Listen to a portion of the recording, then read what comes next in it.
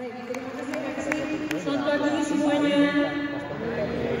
Mas Menteri, ini saya serasa weekly brief with Sandi Uno.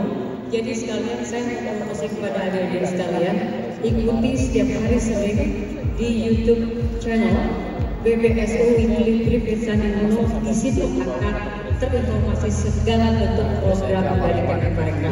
Jadi boleh dapat ide yang luar biasa, Mas Menteri, karena BPSU baru ada setelah zaman Mas Menteri. Jadi saya sekalian promosi Mas. Baik teman-teman sekalian, supaya lebih banyak gitu ya viewersnya. Enggak Mas, selain viewers tapi promosinya juga luar biasa. Baik, terima kasih para narasumber. Terima kasih di tengah-tengah kesibukan yang akan hari kita pulang ke sini, dan terima kasih juga untuk Indra, Pak Hendra, kemudian juga Mas Bemi ya, dari kita sempat ketemu. Dan kita sebelum memasuki launching IP Financing, kita akan sedikit berdiskusi. Saya kira teman-teman sekalian tahu bahwa apa sih yang membedakan aircraft dengan produk lain adalah soal KI atau kekayaan intelektual, dan perlindungan KI adalah penting, tetapi komersialisasi adalah kunci untuk pertumbuhan ekonomi kreatif di Indonesia.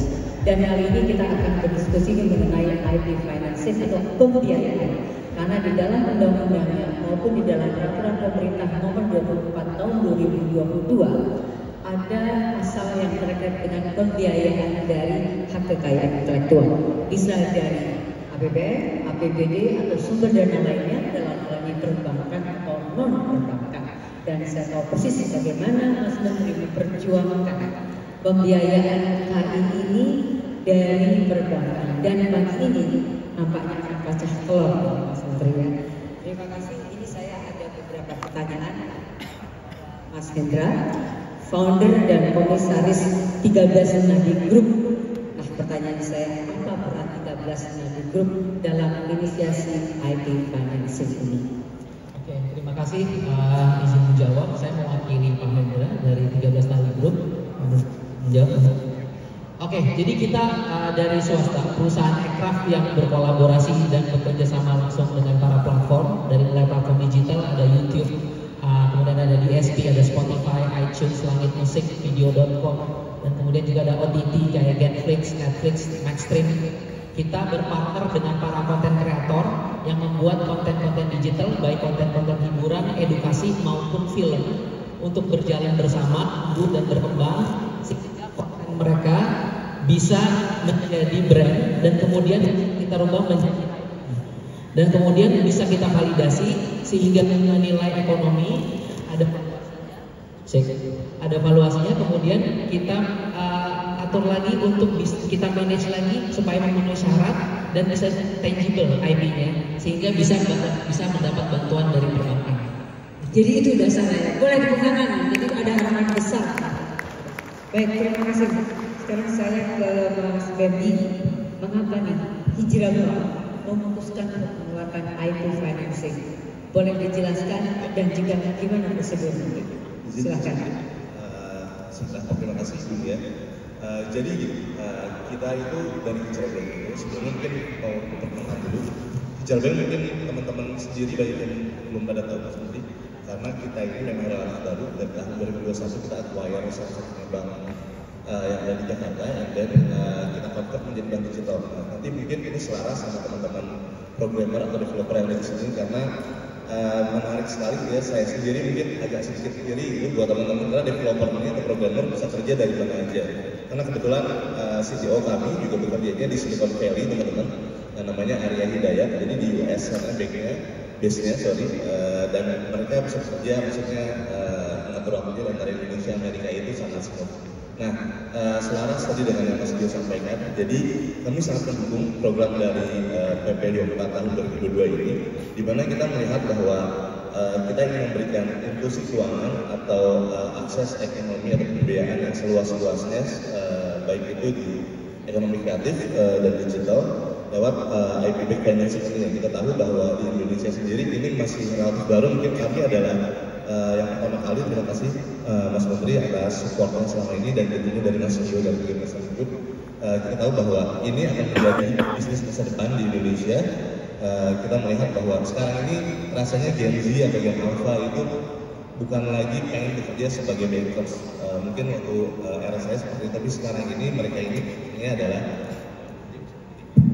menjadi konten kreator, youtuber, influencer dan sebagainya. So kita melihat bisnis ini adalah bisnis masa depan untuk teman-teman semua, karena di negara lain, contohnya kayak China, Korea Selatan atau misalkan Singapura gitu yang terdekat, itu sudah menjadi bisnis masa depan yang ada di sana. So kita dari Hijrah Bank ingin memperluas itu, dan kita bekerjasama juga dengan 13 nadi gitu ya, sebagai ekosistem digital yang lengkap. Ada musik, ada film, dan ekonomi kreatif lainnya. Itu seperti itu. Luar biasa. Boleh tepuk tangan untuk Hijrah Bank. Jadi ini sesuatu betul ya? Betul, karena kami juga bergerak secara digital Bang ya. So kita ingin support fully 100%. Jadi yang belum menjadi nasabah boleh kan? Boleh diakses di mana Mas? Oke, boleh. Nanti teman-teman bisa coba download di App Store maupun di Play Store, Hijrah HIJRA Bank. Seperti itu. Baik, nanti boleh kita bertindak dan coba. Terima kasih Pak Sandi. Dan sekarang Mas Bebizon, Pak Menteri, Mas Menteri ini pertanyaannya inisiasi telah berhasil tentunya di kerja keras dengan para pelaku dan menjadi yang pertama di Indonesia. Apa harapan dengan pecahnya telur ini tentang IT financing? Silakan. Terima kasih Bu Nia. Jadi ini sebetulnya refleksi waktu saya memulai usaha.